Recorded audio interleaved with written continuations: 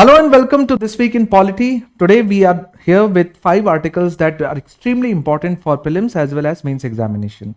All the items that you see listed over here, we are going to have a discussion over a period of next 1 hour. The first topic that we have taken deals with freebies, how to distinguish it from welfare schemes. In the run-up to the Delhi elections, there have been a lot of tussle between political parties with respect to freebies, and just not Delhi. The state governments across the country have, ushered in the new era of announcing freebies, especially just before the election as a part of their manifesto, and how far that strategy or policy is moral. So we are going to understand that. There have been 2 editorials in Indian Express and Hindu in last 1 week. Then we are going to discuss a constitutional provision, reservation of bills by the governor. It not only creates problem with India's center-state relation, but it will also fundamentally violates the separation of power or functional separation of power and checks and balances as perceived by the Indian Constitution. So we are going to discuss that. Recent announcement by US President Donald Trump and his signing of executive order to change the basis of the citizenship laws in US also calls for understanding the citizenship laws. What is the idea of citizenship? Comparison between Indian and American conception of citizenship and how it has changed. SC/ST Act has come into news because of a Supreme Court judgment where they have declared that property belonging to an SC/ST intellectuals or any person also includes intellectual property as well. The focus will be on understanding SC/ST Act and its main provisions. When it comes to the last topic for today's discussion will be National Commission on Safai Karmcharis. It's an executive body and it started as a statutory body, but later on it transitioned into executive body. We'll understand what are its features. It can be asked in the prelims examination. So let's begin with the freebies, the idea of freebies, and whether it is a good concept, it is a bad concept, and if it is good, or are there any kind of freebies distributed by the government that can be objectively categorized as something good, or all freebies are bad. Why we've taken this up is because of these 2 editorials, as you can see, first published on February 7th, just before the Delhi elections. The politics of freebies and the judicial oversight. Expert underscore the need to shift from a competitive populism to fostering meaningful economic opportunities. Any efforts at regulating electoral SOPs would remain the legislature's prerogative. So this article obviously talks about how relevant freebies are, whether they are constitutional or legal or not. Of course, they are constitutional and legal. We will see constitutional provisions with respect to freebies in our country. But then the idea is that any judicial intervention into regulating the freebie model of governance is going to go down the drain, and it will be a futile exercise in the judicial power.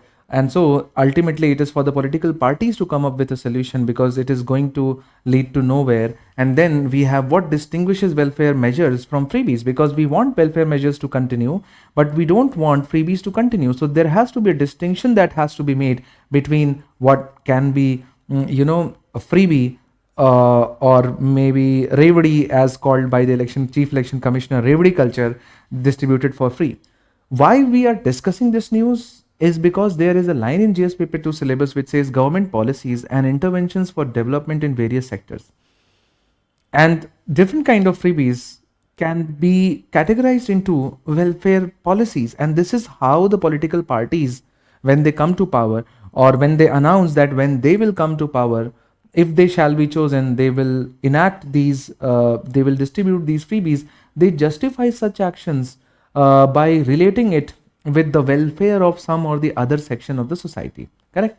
So that's why it is important for us to have an assessment, an analysis, which can be tested in the mains examination.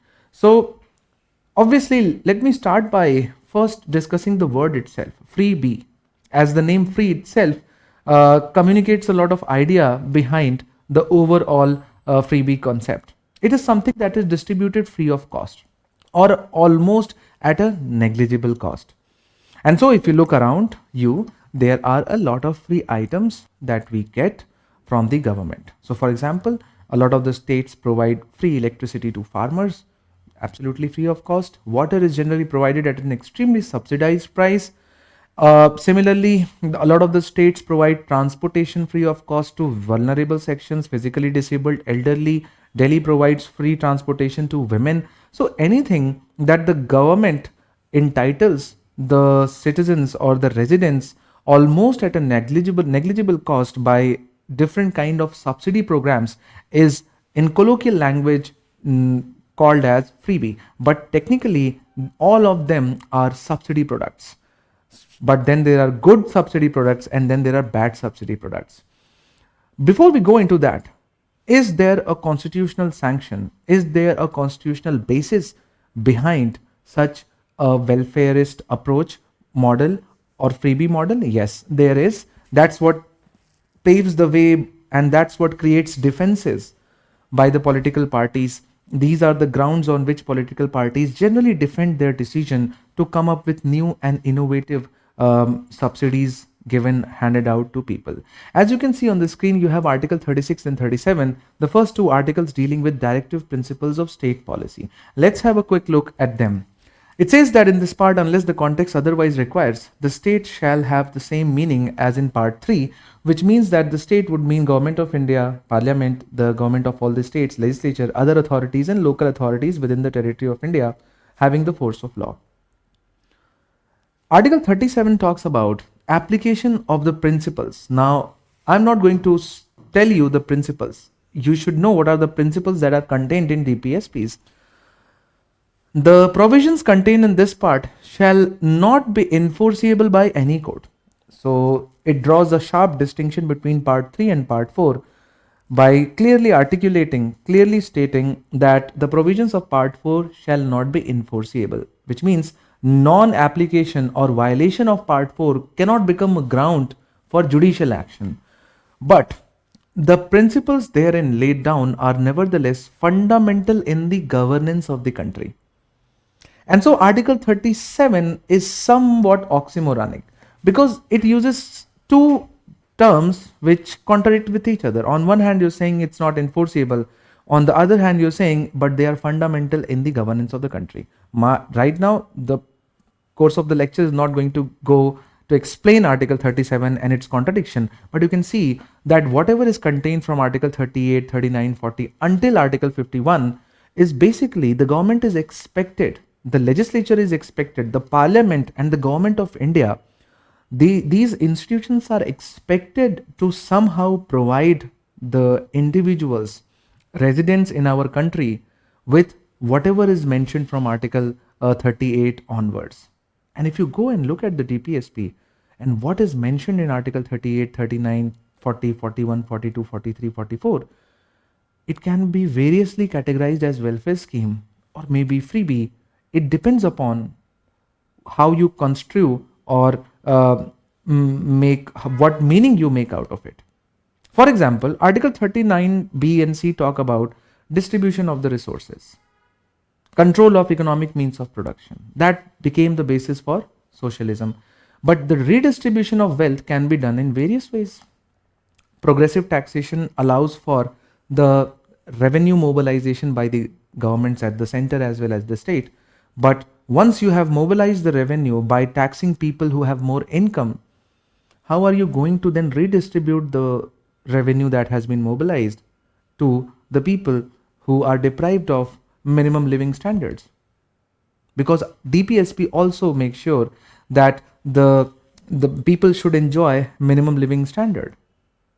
The government should take care of the vulnerable section of the society. All the DPSPs ultimately pave the way for either welfare schemes or, if not designed properly, a freebie. So what distinguishes a freebie from a welfare scheme is something that we'll see.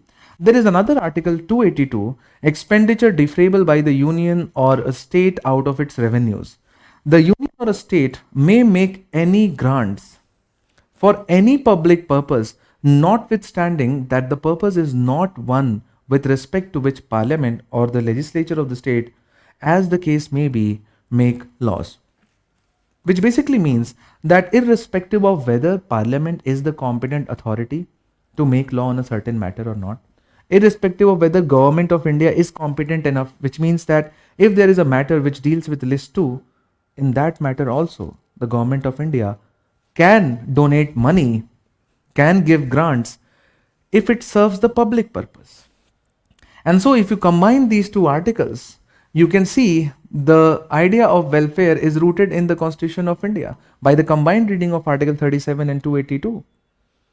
And ultimately, it boils down to who decides what public purpose is and who has the monopoly to, to win over the argument as to what is a justified public purpose and what is not a justified purpose. And this is where the debate begins.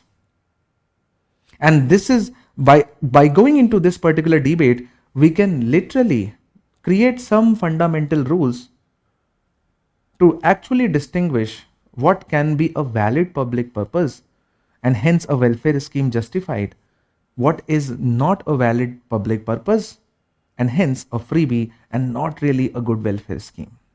And so, in order to be able to distinguish, there are certain parameters that I think if we keep in mind, I hope you can read all of that, we will be in a position to draw a distinction between good and a bad freebie.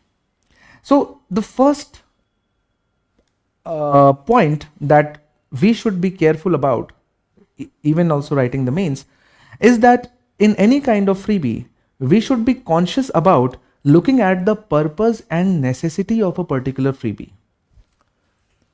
Purpose and necessity. This becomes the number one point. What is the purpose? If the purpose of a particular new welfare scheme is to address the basic need of the people and promote equity, and it has well targeted marginalized section, then it is a good freebie. For example, midday meal scheme. Midday meal scheme addresses the basic needs of people, and it is well targeted because it is restricted only to school going children, and through one mechanism you are targeting two problems that India face. One is malnutrition and hunger, and second one is education. So well targeted, addresses the basic needs. At the same time, you can see National Food Security Act becomes a very, very valid because it has a purpose that addresses a basic need. Whereas there are a lot of welfare schemes, a lot of other subsidy goods that are non-essential handouts and hence ultimately serve as a populist tool aimed at winning votes. They are not addressing something on which the survival of the people is dependent. And so in that case, their purpose is something else.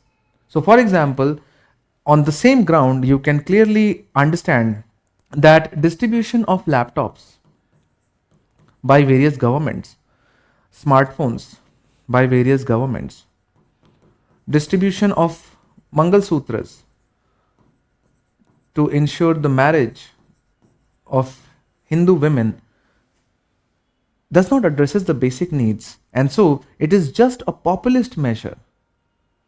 It is a measure to garner votes. So the first ground of comparison becomes the purpose. However, purpose cannot be the only basis on which we can draw the distinction between a good freebie and a bad freebie. It also should justify the finances, that is the economic sustainability. Whether the scheme is financially viable and funded within the budget or not. While conceptualizing, while devising a particular freebie or a welfare scheme, it underwent cost benefit analysis and long-term analysis, detailed planning or not. Because if it did not, it leads to significant fiscal deficit, and which will ultimately require borrowing, and at the same time it does not addresses the essential handouts. It does not addresses the basic needs. So you are bloating the fiscal deficit, forcing the government to borrow for something that is not essential, that is not well targeted, and does not addresses the basic needs of the marginalized section. And so that distinction can be clearly drawn over here. So for example, any kind of universal healthcare program, especially that of Kerala, would be categorized as something like this part where you have the economic sustainability. But at the same time, various initiatives by the government just before the election to forego the loans of the farmers, farm loan waivers,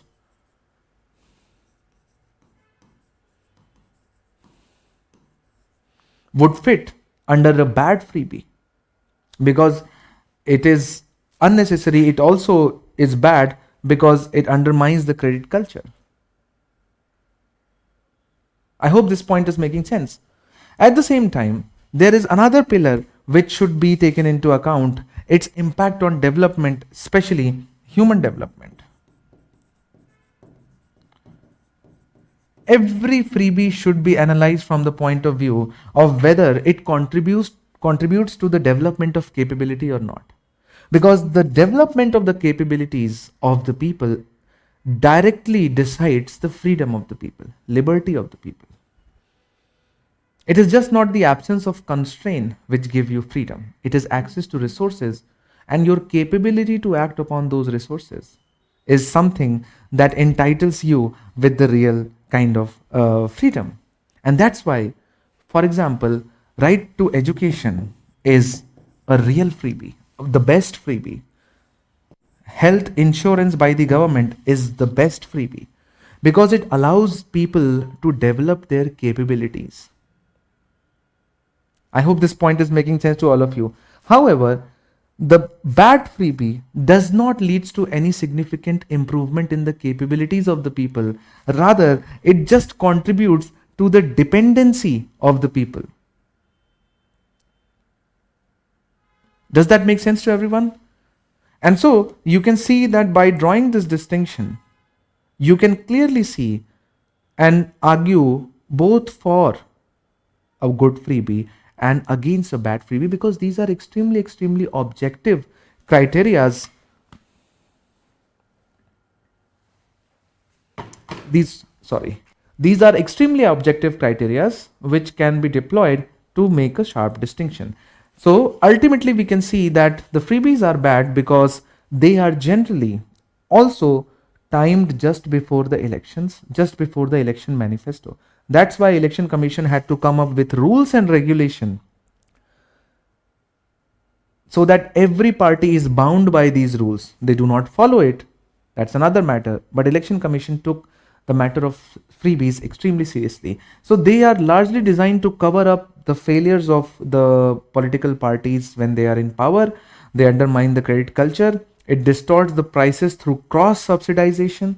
So obviously, for example, the distribution of free laptop is going to hurt the interests of the private companies, where free education is not going to hurt anyone, and so it drains the public finances. These are the objective demerits of the bad freebies. Now, if you look at the Election Commission guidelines, they can be categorized into 4 blue pillars: adherence to the constitutional principles, avoid undue influence, ensure transparency, comply with release timings.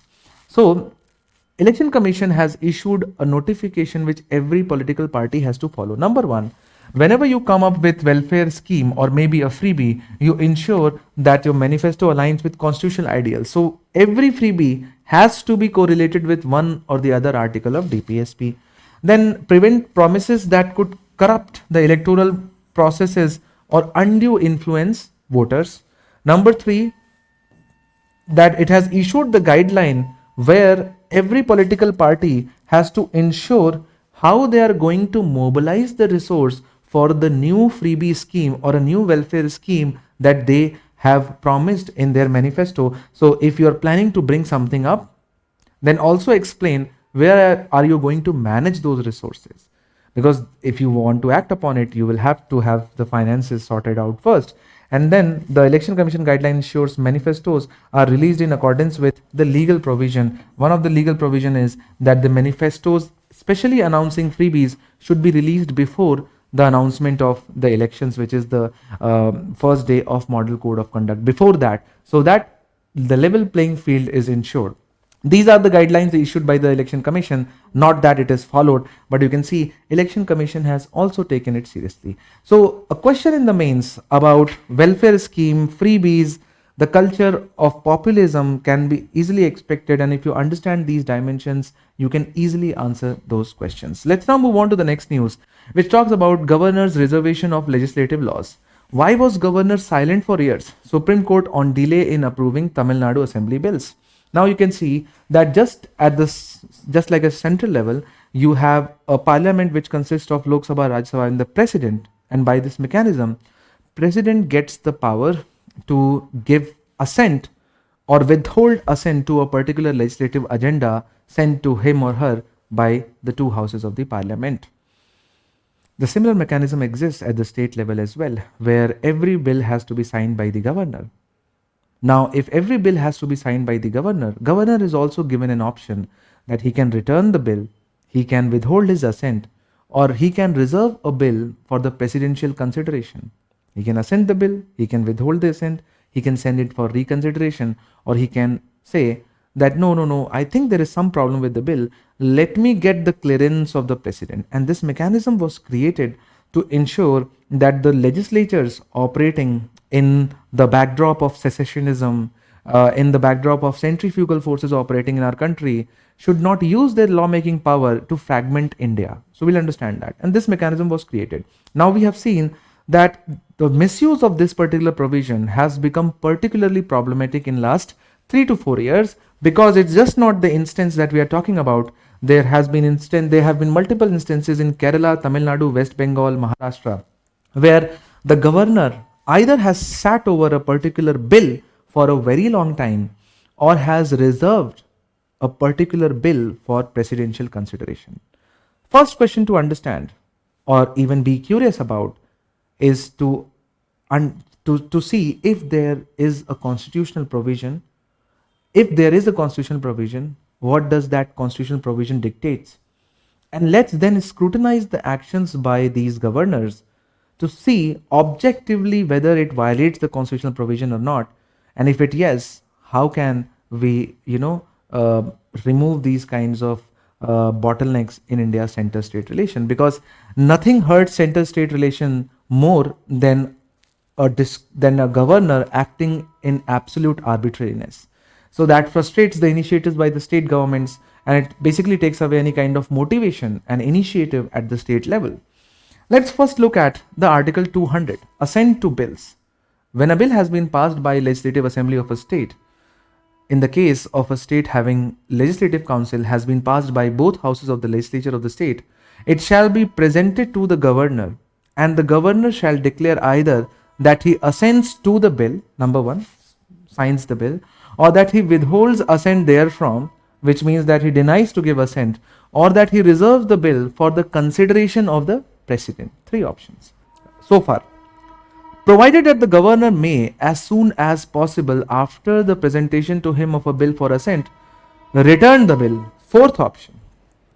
If it is not a money bill, remember, money bill cannot be returned, together with a message requesting that the house or the houses will reconsider the bill or any specified provision thereof. If there is a particularly problematic clause or a provision within a particular law, the president can specifically ask the Legislative Assembly to reconsider that particular problematic part, will consider the desirability of introducing any such amendments as he may recommend in his message. And when a bill is so returned, the house or the houses shall reconsider the bill accordingly. And if the bill is passed again by the house or the houses with or without amendment and presented to the governor for assent, the governor shall not withhold the assent therefrom.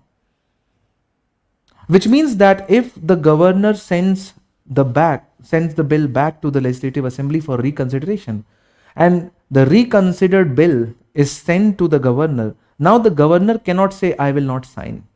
Which means now the governor has one option to sign the bill or another option to reserve the bill for presidential consideration.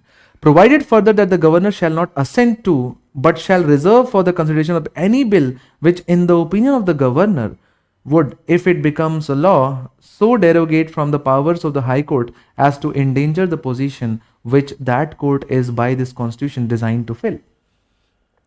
Now, this particular proviso, a paragraph which starts with the word provided, says that in one case, it is mandatory. It is mandatory for the president to reserve the bill where the legislative assembly has brought a particular law or legislative agenda that somehow, in the opinion of the governor, reduces the power of the high courts. And there, it is obligatory on the governor to reserve the bill. That means, in other cases, the governor almost acts in his discretionary power whether to reserve the bill or not to reserve the bill. Look at Article 201, Bills Reserved for Consideration. When a bill is reserved by governor for the consideration of the president shall declare either that he assents to the bill or that he withholds assent therefrom. Provided that where the bill is not a money bill, the president may direct the governor to return the bill to the house, as the case may be, the houses of the legislature of the state together with such a message as mentioned in Article 200. When the bill is so returned, the house or the houses shall reconsider it accordingly within the period of 6 months from the date of receipt of such message.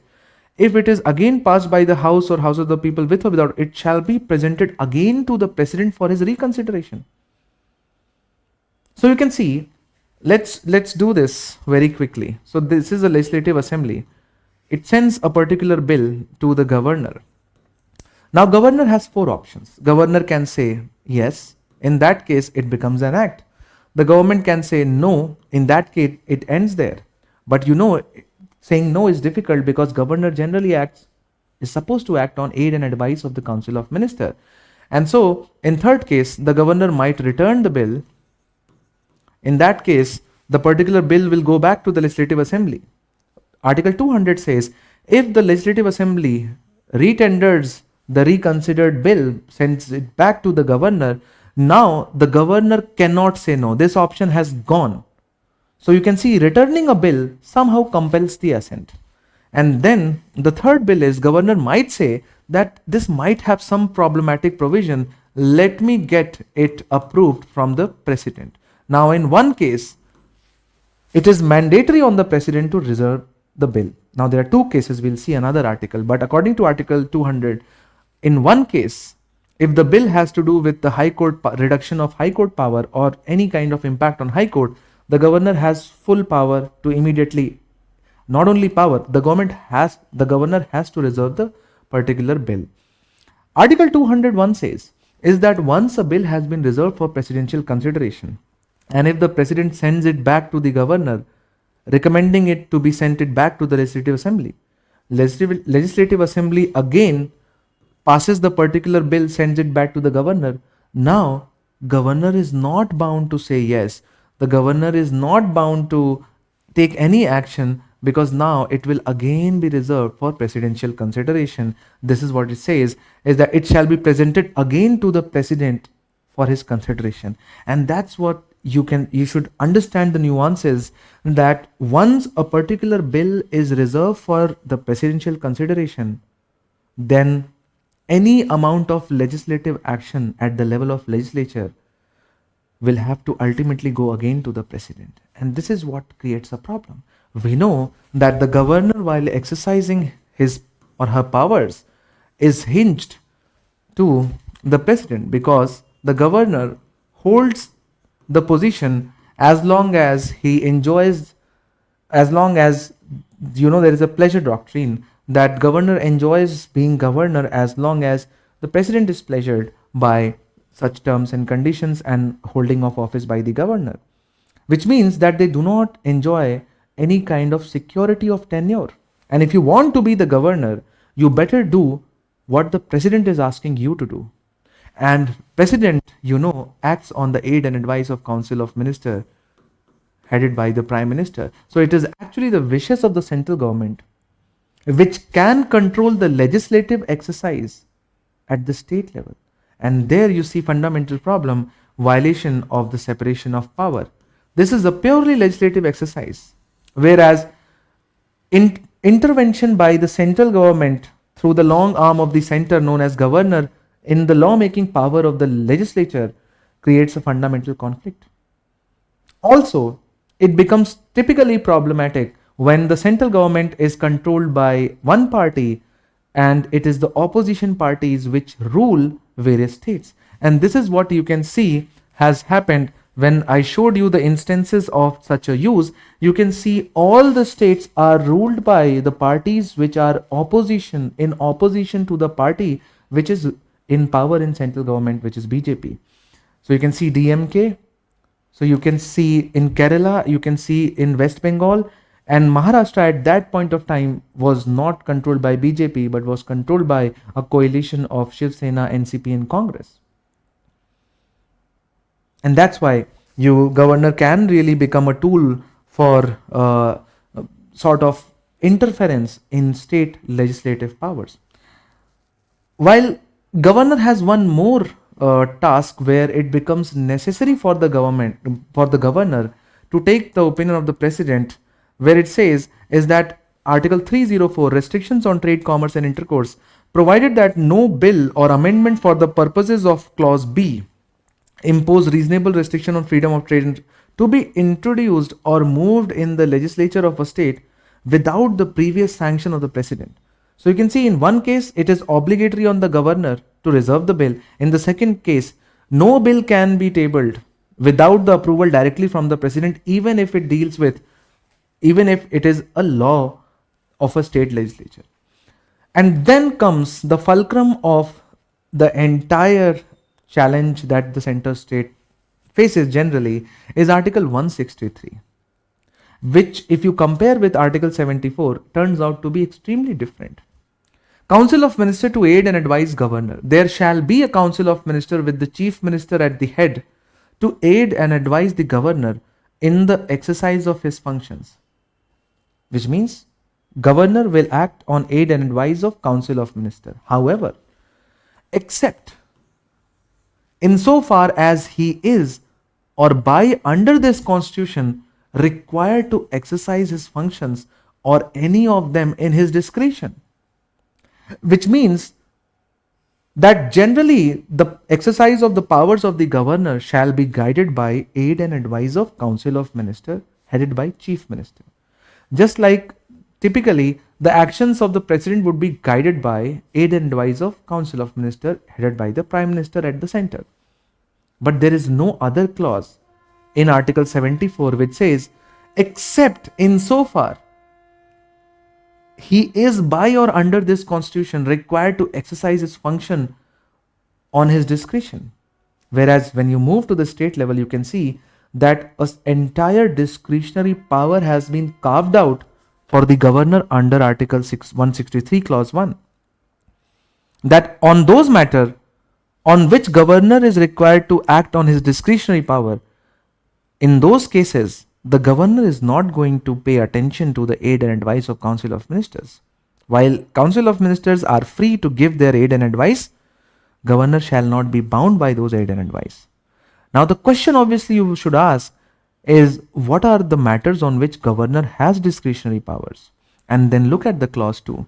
If any question arises whether any matter is or is not a matter as respects which the governor is by or under this constitution required to act in his discretion, the decision of the governor in his discretion shall be final, and the validity of anything done by the governor shall not be called in question on the ground that he ought or ought not to have acted in his discretion.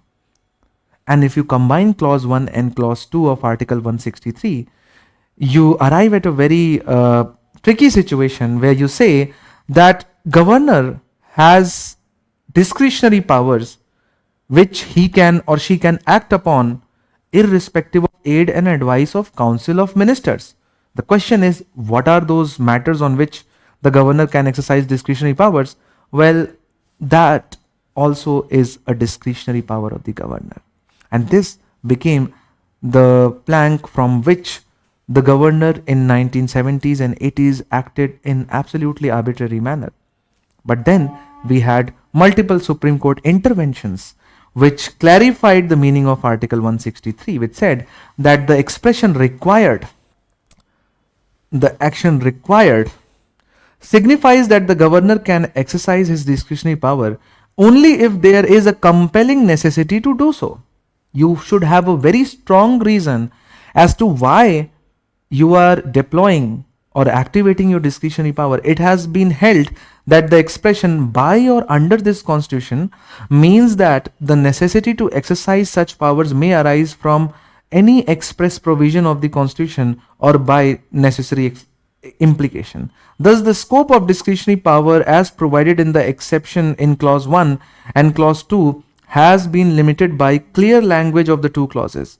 It is an accepted principle that in a parliamentary democracy with a responsible form of government, the power of the governor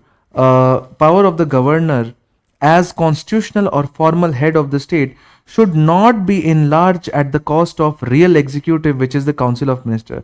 The scope of discretionary power has to be strictly construed, effectively dispelling the apprehension, if any, that the area for the exercise of discretion covers all or any of the function to be exercised by the governor under the constitution.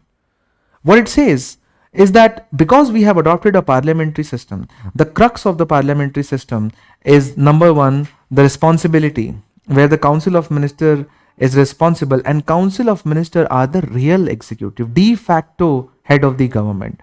And so you should not misread article 163.1 and 163.2 as meaning that the governor can act as a real executive and activate his discretionary power in any matter of governance. No, while he can do so in any matter, but he should have an extremely compelling exigency or situation which is justified legally, constitutionally.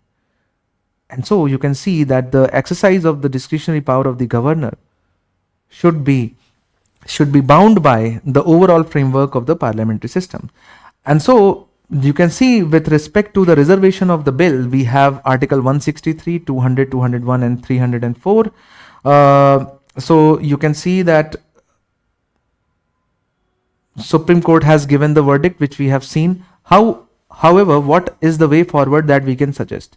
So I have compiled the way forward given by the Punchi Commission and also the National Commission to review the working of the Constitution. Both of them recommended the same thing in the chapter where they talk about the reservation of the bill by the governor. First thing is that both commissions recommend that when a bill is sent to the governor, we should include under Article 200 a timeline within which the decision should be taken. Because what happens is that the governor, if they are not reserving the bill for presidential consideration, they do not return the bill also, they do not take any action as well. And so they kind of pocket it for a very long time, which ultimately frustrates the initiative at the state level. Also, the recommendation from both the commission is to delete the words, he withholds assent therefrom. There should be no provision of withholding assent. There should be a provision for presidential consideration. There should be a provision for returning the bill. But there should not be any provision at the state level to withhold the assent by the governor. However, if the bill is reserved for the consideration of the president, there should be a time limit. Because if you looked at Article 201, the president can keep on sitting over the bill for indefinite period of time and without any consequence. So there should be a time sunset clause, 6 months, 1 year, before which president should either return the bill to the legislative assembly, ask the governor to return the bill to the legislative assembly, or reject the bill altogether, and in that case it will end there. There should not be an indefinite time period provided. However, even for the president, the constitution under Article 201 should be amended to read that if the reconsidered bill is sent again to the president because it was reserved for the presidential consideration for the first time, then president should also assent the bill. It should become obligatory on the president to give assent to the reconsidered bill or legislation. And also we have seen that in case of money bill also can be reserved. It says that to provide that a money bill cannot be reserved by the governor for the consideration of the president, because that's a tricky situation. Generally, money bill are important financial matters. These are the matters which talk about appropriation of the monies out of consolidated fund of India. These are the matters that deal with taxation related, abolition, reduction or increment of taxes. They deal with such important matters like borrowing. And it is the right of every state government to plan out their finances. If they do not do it well, the people are going to remove them. So it should not be the central government intervention into the money bill. So just like money bill cannot be returned, similarly money bill should not be available for reservation for presidential consideration. So these are the recommendations that would make a better Article 200 and 201 and take away so many issues between that India faces as a part of federal structure right now. Next article today that we have taken deals with Trump has issued an executive order where he has moved from citizenship by birth now to the citizenship by blood, which means that unless and until American kid or a child is born to American parents or green card holders, they would not get the citizenship, which is unlike the situation previously where anyone taking birth, even if the parents arrived one day ago, would automatically become entitled to the American citizenship. Now this has been challenged in the Supreme Court of United States of America, and we'll have to see whether it goes through or not. But you can see 2021 question on citizenship. Let's quickly go through the idea of citizenship. I'm not going to discuss it in detail. As to what is citizenship, full and equal membership of a state. State is a political association which is sovereign, and so in that capacity it should have the right to determine who are the people who will become the members of this political association, and that's what becomes citizenship. But the fundamental rule that is applicable universally is that once you become the citizens, you have the right to have the right, which means that if a particular jurisprudence, if a particular country, state provides 10 rights, then all of them should be available to all the citizens. It is a full membership. And what does it mean by equal membership? Which means all the citizens are at the same level. So it is a legal status that denotes a person's formal membership of a state or a nation, where nation is more closely related to nationality, but that's okay. They can be used interchangeably, but not always. It confers rights. This is the root of the citizenship. If you do not have a right, or if you have less number of rights, you may be a migrant, you might be a traveler, you might be asylum seeker, you might be a refugee, but you are not a citizen. That's why when you see right from Article 14 until Article 32, all the rights are available to citizens. But some of the rights are only available to citizens, not available to non-citizens. And so right is the basic framework on which citizenship operates. But we know that there cannot be any right without duties. So just because you have more rights, just like more privileges in a particular state, you have more duties and more responsibilities towards the state. So for example, an American visiting India has no responsibility to defend the security of our country. He has no right to destruct the security and peace, but he does not have any responsibility. But we as an Indians have the responsibility to keep our surrounding clean and ensure the security of the Union of India. So that's how key elements include legal status recognized by the state, and generally because it is recognized by the state, it keeps on evolving with the evolution of the state. For example, in India, citizenship laws have transformed various times. Just like in US, we have seen an initiative by the US president to change the legal status.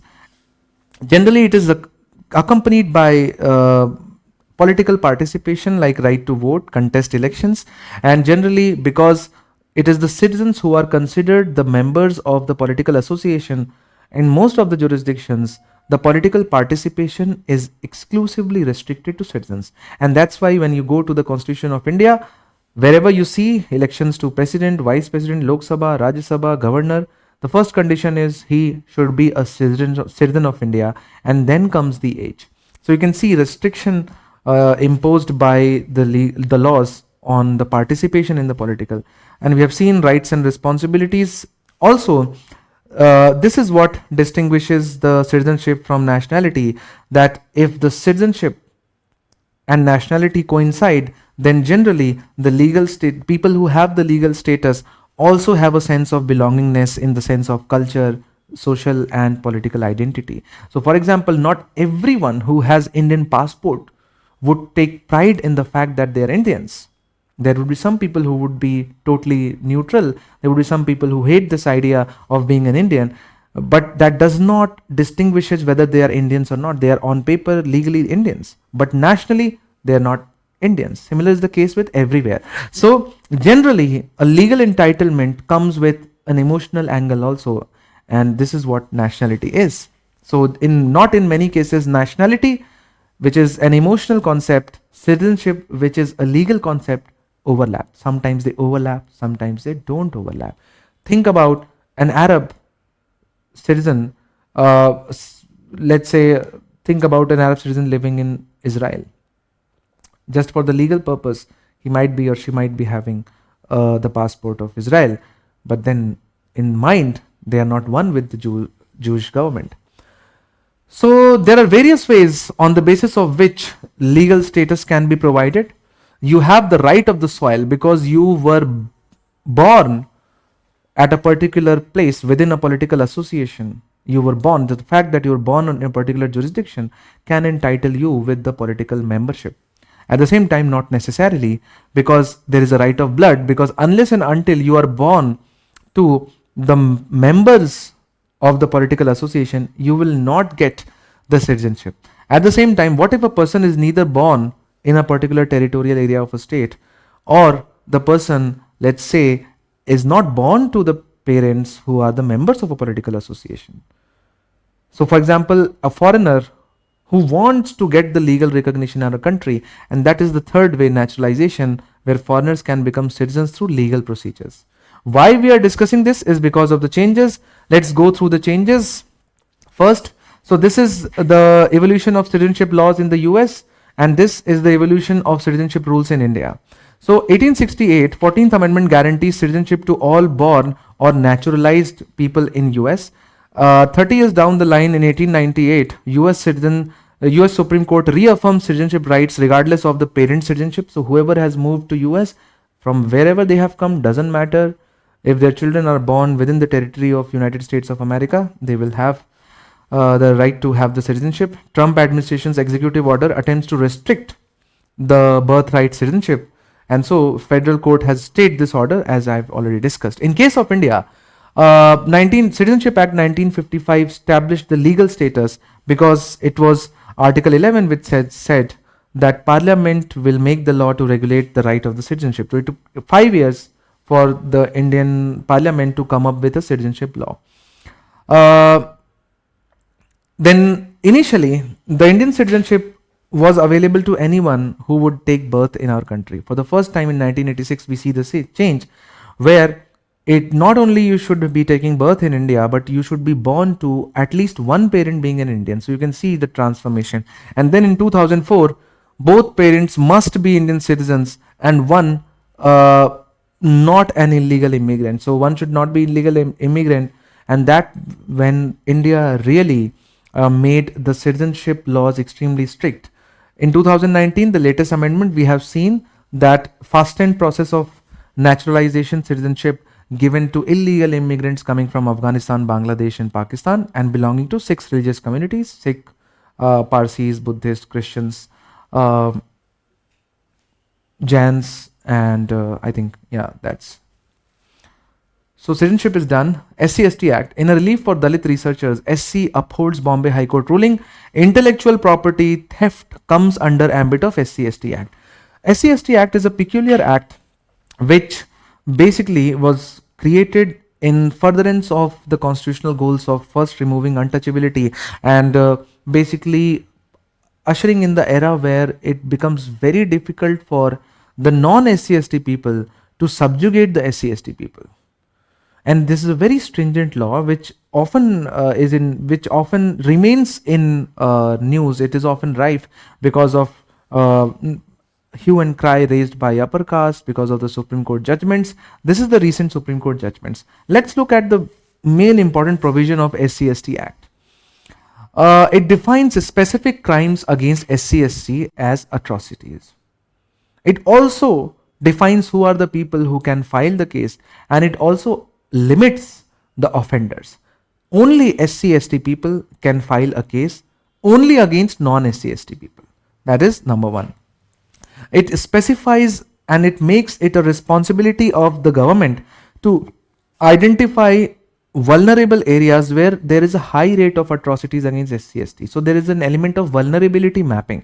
A map has to be created by every state government to identify which are the talukas, tehsils or circles or thanas where more number of atrocities are reported, so that more emphasis can be laid on those areas. Prohibits offences and establishes special courts for trial, which means that there is a dedicated court in every district court which only tries people who the trial under SC/ST Act goes in a particular case. Also, it entitles a minimum level of investigating officer below which the investigation cannot be carried on. So generally case of murder can be investigated by a sub-inspector, generally, not everyone, but every case of SC/ST Act cannot be investigated below the officer rank of circle officer, which is a very high level police officer. It prohibits anticipatory bail unless prima facie the case is made, which means that generally it becomes very difficult once a case is filed to go and take an advance bail, which is called an anticipatory bail. Mandates investigation by senior police officer within 30 days. It puts a time limit, as I've already talked about. It clarifies the act does not apply to crimes between SCs and STs. So when SCs and STs fight, let's say there is a fight among the SC community, then normal criminal procedure, normal penal code would be applicable, Bharatiya Nyaya Sanhita. But as soon as one party is non-SC and one party is SC, the provision that will be applicable there would be SC/ST Act, outlines minimum and maximum punishment for the cases. Now, as far as the constitutional and legal protection is concerned, we already know that there is an Article 17 which talks about the removal of untouchability. Sorry for bad choices of text color. It is the state government's role in implementation of SC/ST Act. There is a national helpline where SC/ST people can really complain about the violation of their rights, and there is a dedicated unit for monitoring atrocities which is called SC/ST Protection Cell. This is the last item for today's discussion, National Commission of Safai Karmcharis. Because cabinet has taken a decision to extend its term for 3 years, and if cabinet takes a decision to extend its term, you can see just by the heading of it that it is an executive body. While it is now an executive body, but when it was established under a legal provision. But that law expired, because of which then the government had to perpetuate this particular body through the executive order, just like CBI, Niti Aayog. So it does not mean that it is a weak organization. It just means that its legal status is different. As far as organization is concerned, it consists of chairperson in the rank and status of a Union Minister of State, vice chairperson in the rank and status of Secretary to the Government of India, 5 members including a lady member in the rank and status of the Secretary to the Government of India, and secretary in the rank of Joint Secretary to the Government of India. So you can see this is the membership. However, what is the purpose for this particular organization? It recommends central government specific programs of action towards elimination of inequities in status opportunities of Safai Karmcharis. Why are we focusing especially on Safai Karmcharis? Because Safai Karmcharis is not just a profession. It generally is based on a particular caste, which is at the root of untouchability. So if you have to remove untouchability from the society, you should not only care about this particular extremely vulnerable section, but you should create a separate dedicated agency for their empowerment. And this is what Safai Karmchari Association does, National Commission for Safai Karmcharis, to make reports to the central or state government on any matter, difficulties or disability being encountered by the Safai Karmcharis, to study and monitor the working condition relating to health, safety, wages of the Safai Karmcharis. So you can see that all matters concerning or dealing with Safai Karmcharis is ultimately looked after by the National Commission for Safai Karmcharis. This news is extremely important for this year's prelims. So make sure, if you remember this one, you can take it from me that any question in prelims can be answered from this basic information. That's it for today. Stay tuned on our channel on all the subject specific focus videos throughout the week.